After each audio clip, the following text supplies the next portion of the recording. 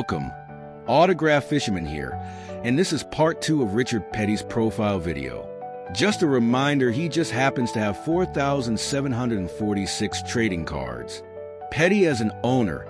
In later years of his career, Petty developed the career of crew leader Robbie Loomis, who was at the helm of Petty Enterprises as crew chief in the 1990s and won 3 races. The 1996 Checker Auto Parts 500 at Phoenix, the 1997 Actelco 400 at North Carolina Speedway, both with Bobby Hamilton driving, and the 1999 Goodies Body Pain 500 at Martinsville Speedway, with John Andretti driving. Petty remained as operating owner until his son Kyle Petty took over day-to-day operations a decade later. However, in 2008, Kyle Petty was released by Petty Enterprises, and because of lack of sponsorship, Petty Enterprises was bought out by Gillett Evernham Motorsports. The name was originally going to stay the same, but when Evernham left the team, it was renamed Richard Petty Motorsports, despite George Gillett continuing to own the majority. In November 2010, an investment group, including Medallion Financial Corporation, Douglas G. Bergeron and Petty, signed and closed sale on racing assets of Richard Petty Motorsports. Andrew M. Murstein, president of Medallion, had been seeking a sports investment since 2008 when he formed a special-purpose acquisition company together with Hank Aaron, a Medallion board member, and others. Petty as a broadcaster. In 1995, Petty moved to the television broadcast booth, joining CBS as a color commentator. Sponsorship. Petty promised his mother not to accept alcohol sponsorship. Therefore, he never collected purses for the Bud Pole Award, and he competed at the Busch Clash only once in 1980. Close calls. As well as his numerous victories, Petty is remembered for 3 of the many disastrous crashes that he survived. In the 1970 Rebel 400 at Darlington, Petty was injured when his Plymouth Roadrunner cut a tire and slammed hard into the wall separating the track from the pit area. The car flipped several times before coming to rest on its side. This accident injured Petty's shoulder and helped Bobby Isaac to win the 1970 Grand National Championship.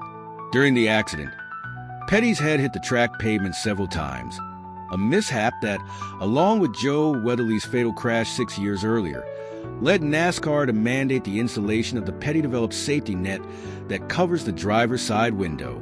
In a 1980 race at Pocono, Petty slammed the turn 2 wall, nearly flipping the car.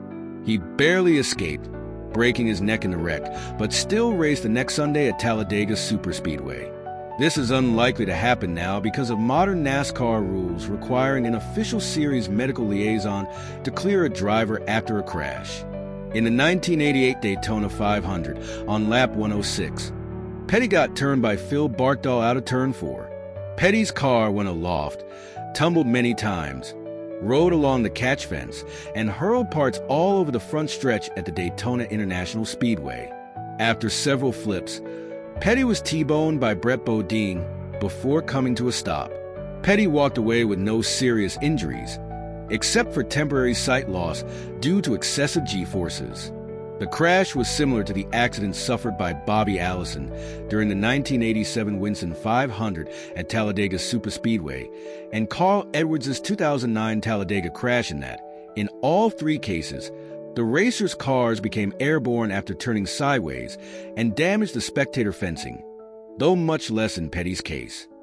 Petty's car became airborne despite the use of the carburetor restrictor plate, which was mandated by NASCAR for races at Talladega Superspeedway and Daytona International Speedway just before the start of the 1988 season. Career awards. Petty was inducted into the first class of the NASCAR Hall of Fame on May 23, 2010. In 1997, he was inducted into the International Motorsports Hall of Fame. He was named one of NASCAR's 50 greatest drivers in 1998. He was sole stock car representative in the first class inducted into the Motorsports Hall of Fame of America in 1989. 25. He was awarded the Medal of Freedom by President George Bush in 1992, the first motorsports athlete ever to be honored with this award.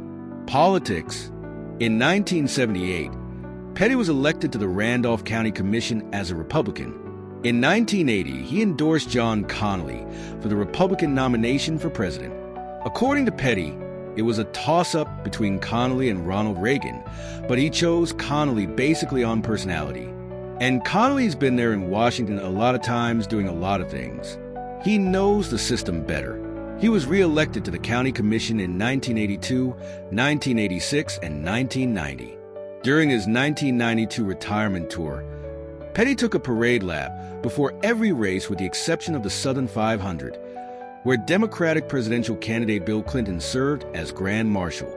In 1993, Petty formed a political action committee to support Republican candidates. He was a Republican nominee in the 1996 North Carolina Secretary of State election, but was defeated by Democratic State Senator Elaine Marshall. Petty was mistakenly seen as a shoo-in, and his campaigning was sporadic.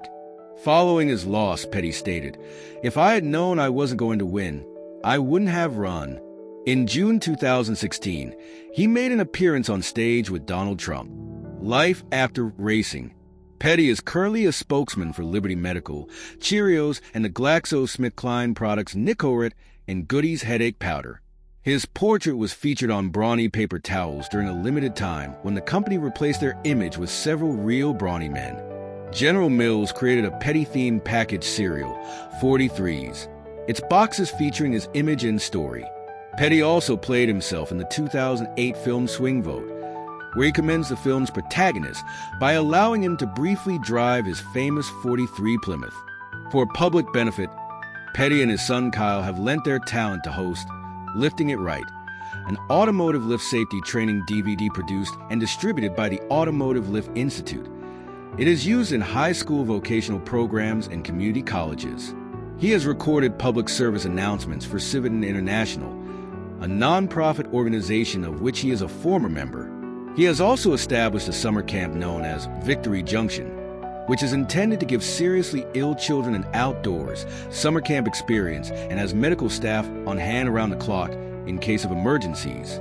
In May 2011, Petty was chosen to be the Grand Marshal for the 2011 STP 400 of the Sprint Cup Series. In public, he is usually seen wearing his trademark sunglasses and a Charlie one-horse cowboy hat, with a large snakeskin hat band and a plume of rooster feathers at the front. After retirement, Petty purchased a 90-acre, 36 hectares ranch south of Jackson, Wyoming. Film and TV appearances. In 2011, Petty was featured in the show Modern Hot Rod Z.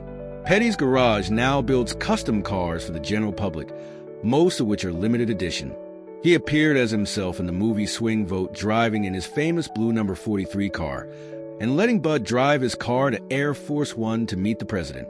Petty voiced Strip Weathers, a fictionalized version of himself, also known as the King, in the Disney/Pixar animated movie Cars 2006.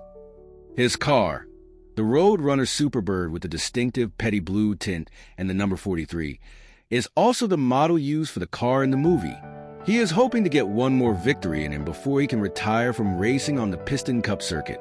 Though the King's accident caused by his longtime running rival Chick Hicks at the end of the film was a recreation of Rusty Wallace's real-life Winston 500 accident in 1993, the bit in which rookie racer Lightning McQueen assists him to the finish line is based on the 1976 incident, albeit by the pit crew.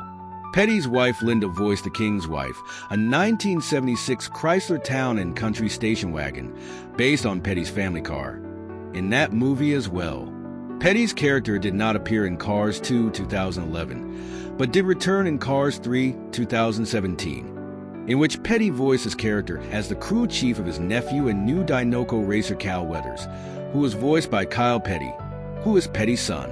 Petty appeared in the Tom Cruise movie Days of Thunder 1990. He appeared in the Burt Reynolds movie Stroker Ace 1983 as himself. Petty appeared as himself in the movie 43, The Richard Petty Story 1972, a Victory Lane production released by Video Gems, distributed by United American Video in 1986. In 1989, Petty appeared as himself in the movie Speed Zone, driving in his famous blue number 43 car. In 1967, Petty appeared in the opening credits of the Elvis Presley movie Speedway that was shot and filmed at the Charlotte Motor Speedway in Concord, North Carolina. This movie was released in 1968. He was in Petty Blue, a documentary by NASCAR. Petty guest starred in the Alley-Oop Daily comic strip from June 7th to June 20th, 1994, in which he drove a pickup truck to help corral an escaped dinosaur that had been transported to the 20th century. Petty appeared as himself in the 1965 Howard Hawks film Red Line 7000. Well, that was part 2 and the final part of Richard Petty's profile video. I hope you enjoyed. If you happen to have any thoughts about Richard Petty, let me know them in the comments. I would like to read them. Please remember to like, share, and subscribe. As always, until next time, keep on collecting. Bye.